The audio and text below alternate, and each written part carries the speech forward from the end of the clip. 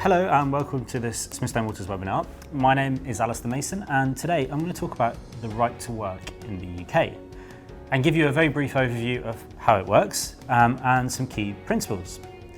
So firstly, I want to start with the reasons why you must do a right to work check and the implications of not doing it properly.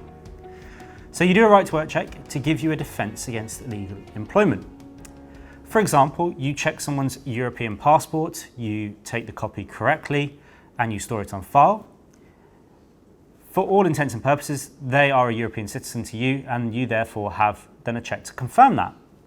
If it later came to light that they were not a European citizen, they should have had a visa and technically they were working illegally in the UK, you would not face any repercussions because you had performed a valid right to work check. Now, not performing a valid right to work check, not having a defence to illegal employment, and therefore employing someone illegally can result in one or up to three implications.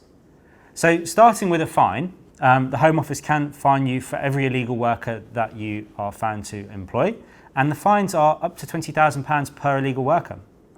There are mitigating circumstances where you can reduce the fines, but £20,000 is the max. You, arguably more importantly as well, you can have your name published on the Home Office website. So each quarter they release the company names of businesses who've been found to employ people illegally, and they are published online. Finally, and potentially even more importantly, you can have your sponsor license revoked or suspended. Ultimately, what this means is that you would no longer be able to sponsor people from outside the UK to work in the UK, and additionally, if you do lose your license, anybody that's currently working for you on a work visa may lose that sponsorship and in turn their visa. So the implications are severe, not only for a company's reputation, but financially and for the individuals that company employs. Now, you can go about protecting yourself by doing valid right to work checks. And you must do this on all employees that you employ, regardless of whether there is an implied contract of employment or an actual contract of employment, and regardless of their nationality. You cannot discriminate against anybody. You must do the right to work check on Brits, Europeans, and non-Europeans alike. Now, on screen, there are some key points that a few of which I will highlight to you as to steps you must carry out to perform a valid check. So first and foremost, you need to check the document and make sure that there are consistencies across any different documents that you have. So are names the same? Are dates of birth the same on the visa and the passport, for example?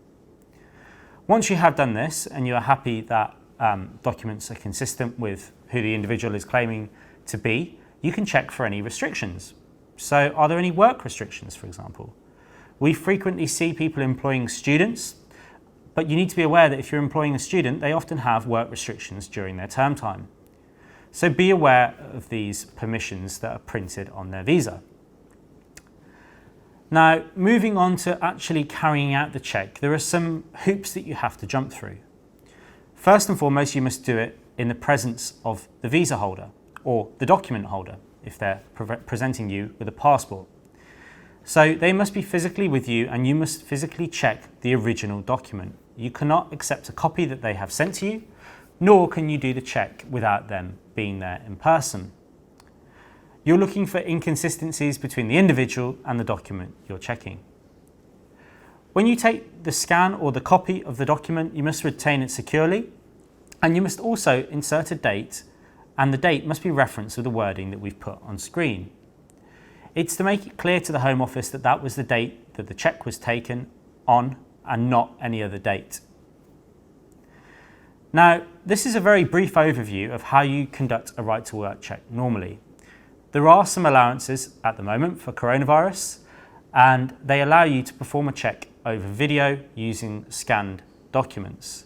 However, they are temporary allowances. When the Home Office give notice that these temporary allowances will cease, you will have 8 weeks to go back and redo the right to work checks in person with all of the people that you have onboarded during this period of allowances. In essence, going back and redoing the right to work checks on those people.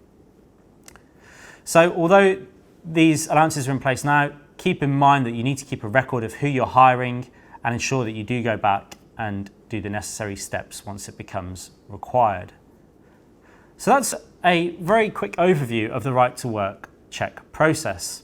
The documents that you use for a right to work check can be found on the Home Office website, and our checklist that we've included on screen during this webinar gives you the steps that you must go through with those documents. That concludes today's webinar. Thank you for watching, and should you require any further information, please find our website on screen now. For all our webinars, please follow Smithstone Waters on social media and subscribe on YouTube or Vimeo.